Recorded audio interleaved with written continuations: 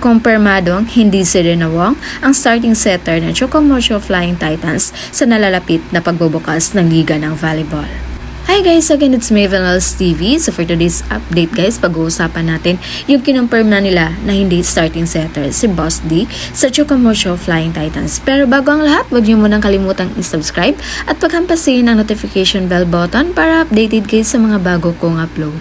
So ayun nga guys, sa balitang na-confirma ng mga netizens, sobra nilang ikinalungkot ang balitang hindi nga si Boss D or si Rina Wong ang starting setter ng Chocomocho Flying Titans sa papalapit na pagbubukas sa liga ng volleyball. Nitong nakaraan lang, nagkaroon ng tune-up ang FEU at ang Chocomocho Flying Titans kung saan nanalo ang CMFT at hindi nga si Rina Wong ang starting setter.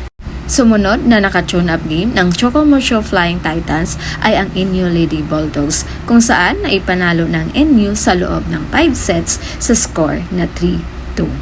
At ayon sa ating reliable source, hindi nga si Rina Wong ang starting setter kundi ang bagong lipat ng team na si Mars Alba.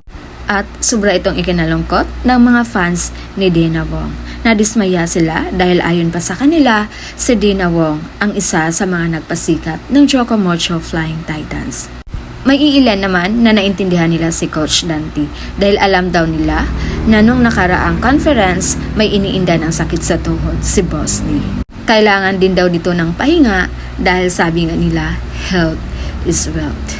Kahapon lang, ginanap na ang press launch para sa darating na FVL New Conference.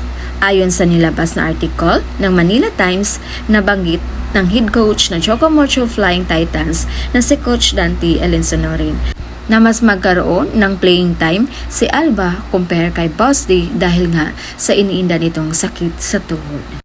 Pero dagdag pa ni Coach Dante, nakabase pa rin daw sila sa training kung sino ang mag-step up sa tatlong setter ng Chocomocho Flying Titans. So yun lang muna yung pa-update natin guys, and ano yung magiging komento sa bagong nasagap nating chismis.